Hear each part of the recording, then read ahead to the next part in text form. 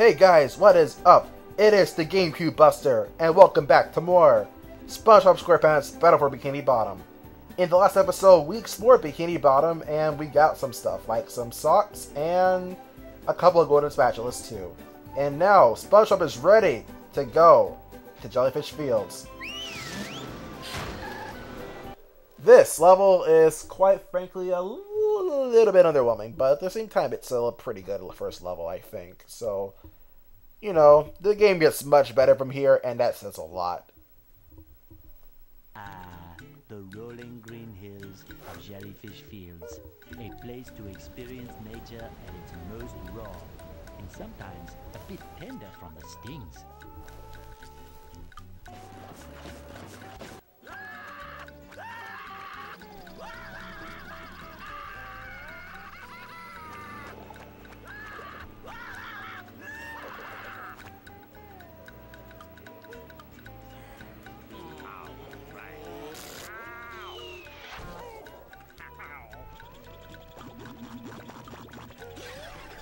Still rocking that Megward the Wizard trope. Squidward, are you okay? No, I'm not okay, you barnacle head. Do I look like I'm okay? I like how Squidward's blinking is actually the same thing. You can actually see his eye through his eyelid. Well, your nose does look pretty big. I mean, bigger than usual because it's usually pretty big. And you look clammy. And oh my gosh, you're bald! I've always been bald, but now I'm stung all over. Well, according to the Jellyfisher Field Manual, severe jellyfish stings can be treated effectively by applying a thick layer of king jellyfish jelly to the affected areas. King jellyfish? Well, I guess you're off to scale Sport Mountain and die a horrible death under the vicious tentacles of King Jellyfish. I'll stay here, balled up here in excruciating pain. You do that! Don't worry, Squidward. I'll bring back that King Jellyfish jelly for you to rub all over yourself. And for some reason they became Superman. I don't get it either. Or maybe it's the Quickster. I don't know. So yeah, this I guess is it's a tutorial level for this game. Sorry if I stutter a lot. I struggle a lot when it comes to thinking on the fly. Oh, you're a robot. That's a fodder, which is not tall enough to ride on most roller coasters, but is more vicious than a pack of wild clams. Or rabbit clams, I don't even know. And this is a teleport box, as the game just told us. When you have both of the teleport boxes in the area open, you may teleport between them by jumping inside. This is a method of fast travel within the area. And speaking of fast travel, do you know how when you press start, you can see like certain objectives for the missions you're doing right now, right? Right now, this one says top of the hill. If for any reason you want to go to another area and you know you don't want to have to backtrack out and just go there the long way, you can actually go and choose a specific mission from the start menu, and you can take a taxi to that specific area. So as a result, because you chose to like go to SpongeBob's closet, you spawn within SpongeBob's house, and that is extremely convenient. I wish more games had that, especially RPGs, because it makes backtracking practically non-existent. And I have to give this game a lot of credit, especially Heavy Iron, for making it. So, with that out of the way, let's actually get started on the mission, because we've wasted enough time. Oh, this is going to be interesting to edit, that's for sure. But yeah, robots actually count for 3 tikis if you destroy one, so they give a lot to your combo as well. So be sure to destroy them alongside other robots, as well as tikis you find. You can get a lot of shiny objects doing that alone. Let's see if I can lure these. And a mega combo like that. That would have been an ultra combo otherwise if I didn't do that. Unfortunately, I don't really know if I could actually, like, bring them over to a point where I can actually get the tikis that were in a larger stack, but oh well. You can still get a lot of shiny objects just doing the game on vanilla. So it's not like you're really losing that much.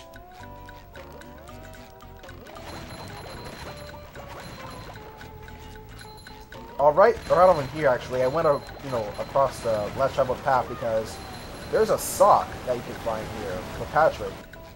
And that is, of course, something that you want to have because socks are very important items. You cannot already imagine from the fact that Patrick needed them to actually, get somewhere. This clan, you can feed shiny objects, and by doing that, it summons up an airplane, which drops planks in the correct order for you to get across this bridge. Yep, that is actually extremely convenient. And what are you doing, SpongeBob? I don't know. Checkpoint. This is a checkpoint. If you are defeated after activating a checkpoint, you will restart at the checkpoint instead of at the beginning of the area. So, if for some reason you die, like this... I can't even die properly, wow. Like this, well, instead of starting at the beginning of the area, you respawn right here.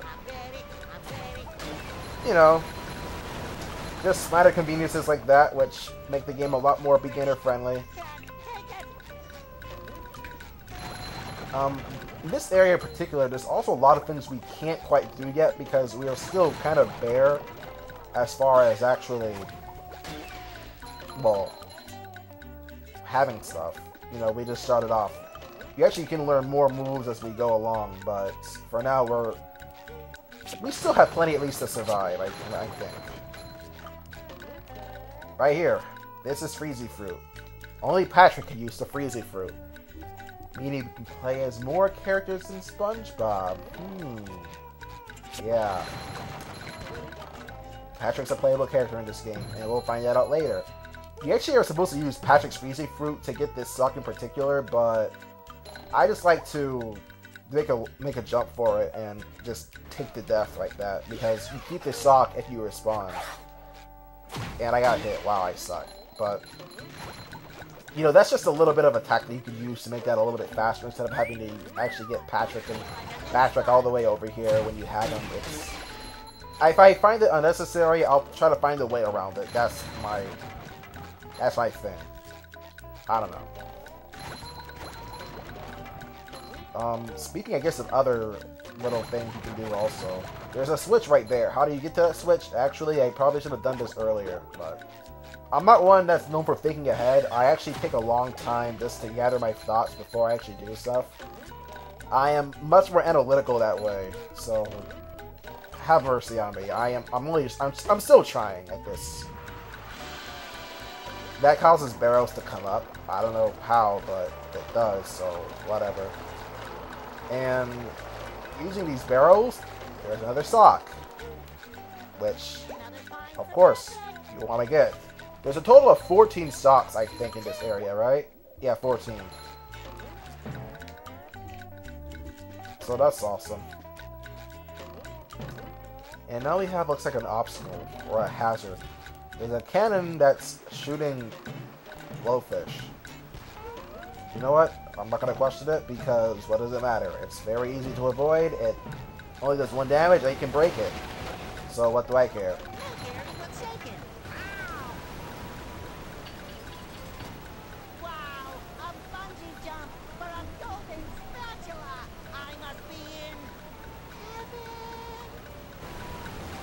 If that's heaven to you, I'm not going to argue it.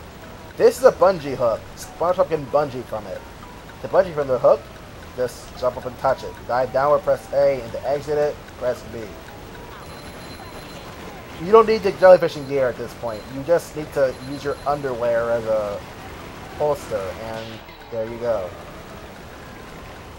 So we don't have to listen to that annoying music any longer either. We can still listen to the peaceful sounds of jellyfish fields, and it actually fits this area and not anywhere else, so awesome. Hitting this switch for some reason causes these platforms to fall from the sand. Nature! I don't know. You can actually just single jump across them, but other people may just like to double jump. I don't know. I don't, and that's all I care about, because I am me, and that's all I need to worry about.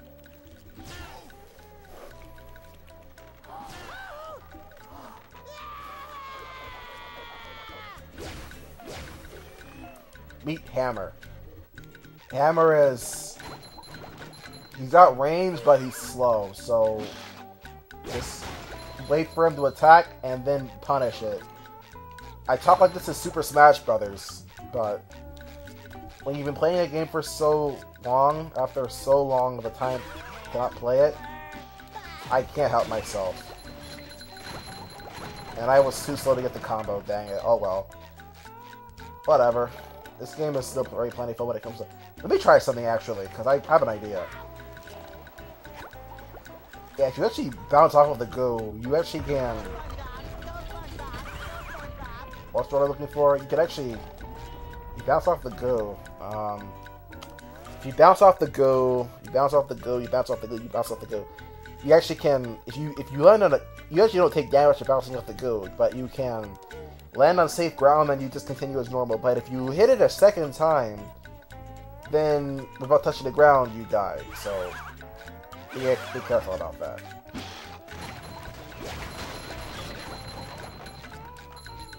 I'm not very good with Thumps of Foresight, you already know this. Yeah, there's a lot of stuff to get here, but I'm wasting my time at this point. Right over here. You need to know how the Bubble Bowl, which is a move we don't have yet. So this kind of just has to wait for later. You know, there's a lot of stuff to do on the side aside from just, you know, going forward. This game actually has a lot to offer if you're just trying to get from point A to point B. Or at least if you like to explore, because, yeah, this game is very encouraging when it comes to just exploring the level around you instead of just being super linear. It's pretty good in that sense, I think. This is goo. Oh, my dazzle stopped.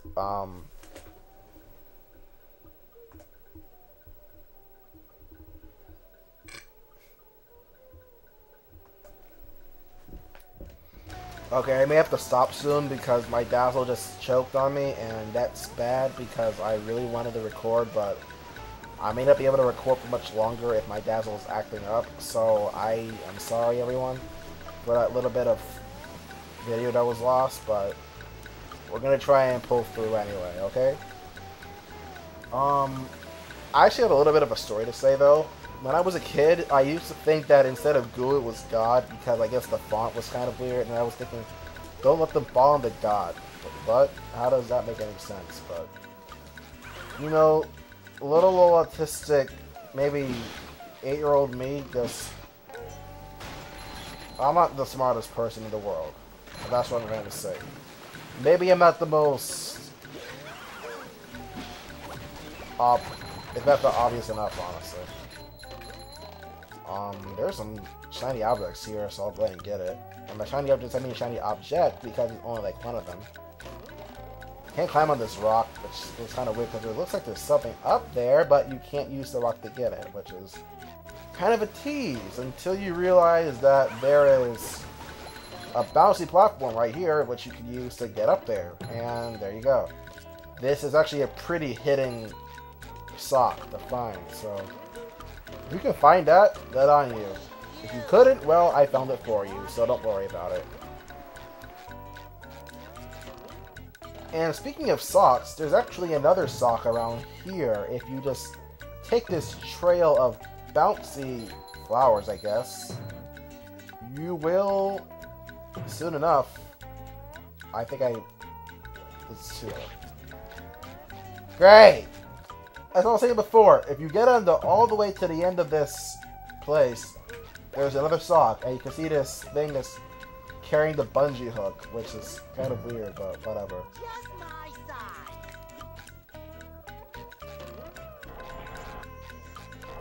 Also, there's this teleport box, which we don't really need. And that machine huffing and puffing over there is a duplicator Tron 1000.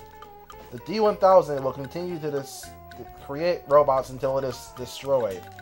Be careful though, it goes up with a big bang. So it has a blast radius after you destroy it. Be careful after you do that. I don't care. I'm alright. Because you can get a lot of shiny objects for doing that. And that's gonna do it for this episode, because you can see we are done here.